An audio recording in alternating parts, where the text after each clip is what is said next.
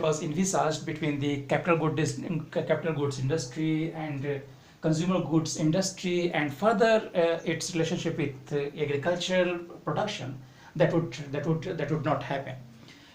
Again, it would be a kind of failure of the whole model, that the rural sector, the rural area, would remain undeveloped. Now, what the again supporters of the model had thought, that once urban areas develop, see, the focus would be on what? Industrialization, right? And along with industrialization, the model envisaged that the cities, they would come up and the cities would grow, right? And once cities grow, then there would be a demand for the goods in the cities, and these demands can be fulfilled only from the villages, from the rural areas. So again, the interdependence would develop between cities and the villages. So the labor which would be required for the factories in the cities, that would come only from the villages. And this would reduce the pressure on agriculture. And once the pressure on agriculture is reduced, then there would be some kind of balanced relationship between individual to land relationship, right? The capability of the rural areas to sustain its population. At the same time, there would be an incentive in the villages, there would be an incentive in the rural areas, primarily because the demand would grow in cities. And once demands in cities grow, then these demands would be fulfilled only by the villages, or in the rural areas, right? So that is where the supporters of the model, they thought that this would eventually lead to the development of the rural areas as well. And again, the agriculture sector too would develop. But the central aspect of the model itself turned out to be a failure. So that is where the way it was thought that the various sectors which could be taken to be interdependent in nature. I mean, of course, various sectors would be taken separately, but once development starts in the heavy industries sector, then it would drive the growth in other sectors. It would drive the growth in other areas as well. But this did not happen, right? This did not happen for the reasons that that I have just discussed, that I have just explained, right? So that is how the way it was thought that execution of the whole policy to balance socialism with democracy, that could not happen. And somehow changes were required, and changes started happening in 1980s only, where there would be a kind of the process of yes, who is that? Acha, acha, the last part, okay. Okay, correct. So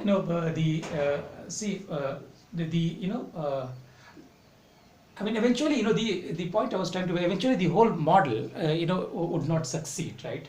Eventually, the whole model would not succeed, because the way planners had thought, or the way the supporters of the model had thought, that the capital goods industry would drive the growth in other related sectors and areas. This did not happen, and this did not happen. This did not happen primarily due to the reasons that I have referred to, in my discussions now. So that is where slowly and gradually there would be requirement to introduce changes, and the changes would be visible from 1980s onwards, where slow and gradual process of liberalization would be introduced, and finally in 1990s we see that how the whole economic policy itself had to be reformed, and reformation would happen, but what generally is known as the new economic policy, and the whole process of liberalization, right? So that's what is the again the Nehru's approach to development, Nehru's model of development, which in fact could not succeed to the level which the model had envisaged, the model had desired. But in some areas, of course, some development did happen, and it did put in place in some of the areas some heavy industries, which did provide some employment, and which did become some kind of support to the growth of further industrialization. But certainly the whole whole process of industrialization did not happen, could not happen at the pace which the model had thought of, which the model had in fact declared as its objective, right? So the growth would be very slow, and the implementation, the level of employment and all that would be a problem, and all these related features that generally we associate with the low growth of economy, and that would be the outcome of the model, right? That would be the outcome of the model. So that's how one can look at that, how the growth model which Nehru tried to implement could not achieve the desired success, right? So that was in terms of internal policy, right? Internal policy that one can look at. But another aspect of Nehru's approach, that would be very much the focus of debate. That would be in the field of field of international relations. That would be in the field of foreign policy, right? What generally is known as the whole non-alignment movement, or the approach of non-alignment, right? So that's what I intend to discuss now. Do you have any issues what we have discussed thus far, as his idea of model of growth that was concerned? Hmm. Ah.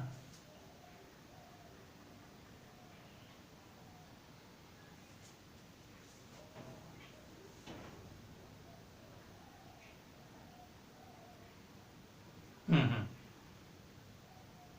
Correct.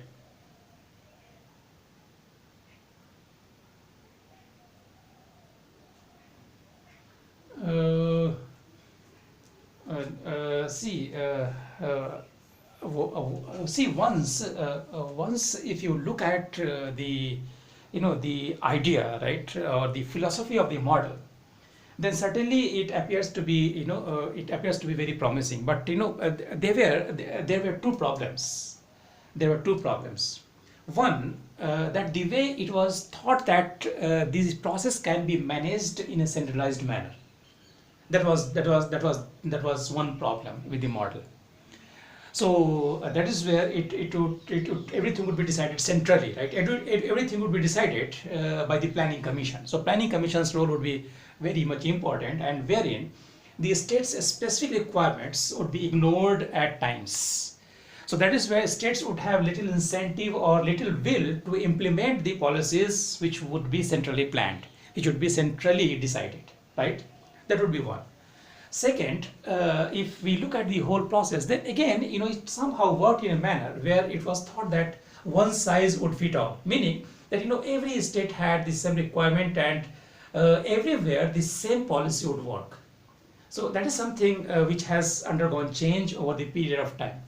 And if you see a present scenario wherein most of the states they are deciding that what kind of growth would be feasible, and at the same time what type of growth would be desirable in their respective states. So that is something which has undergone change in today's context. Second, if you look at the political scenario at that point of time, so in most, you see, in this center as well as as well as in most of these states, there were Congress governments, right? Congress governments.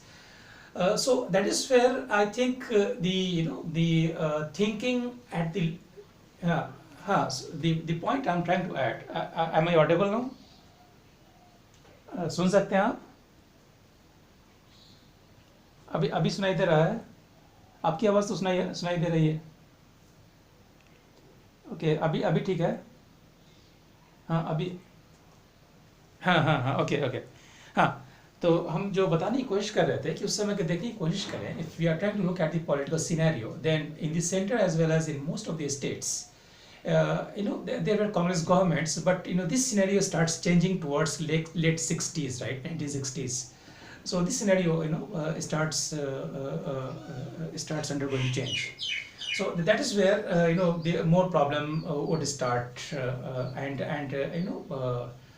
even if the government in the state and at the union would be of the same political party, but when it would come to the implementation of the policies which would be centrally decided, so that is where different states would be at different levels of development in terms of their capability as well as in terms of their resources. So that is where it would be a little difficult in terms of implementation of the policy, right? So compared to that, what we understand that the present scenario is different in the sense that most of the states they are coming up with their own with their own models of development and the decision making, in my understanding, is more autonomous at the state level in present political scenario, right? Of course, I understand that in the center as well as in many of these states, in fact, in the majority of the states now we do have the government of the same political party, but that is where we are required to understand that what kind of autonomy these state governments have in terms of deciding the policies pertaining to their own development, right? Okay, so that is the difference possibly we have to keep in mind when we are trying to correlate the things. But as I told you, philosophically, this appears to be a very strong policy in a sense that one sector develops, then it would lead to it would lead the growth in other sectors. Then one region develops, then it would lead the growth in other regions. But it actually did not happen. It could not happen. So there were various reasons out of which political differences, lack of political will, different capabilities at the level of states in terms of human resource as well as in terms of other material resources and infrastructure that would be required, right? Then different requirements at the local level which would not be given due consideration, right?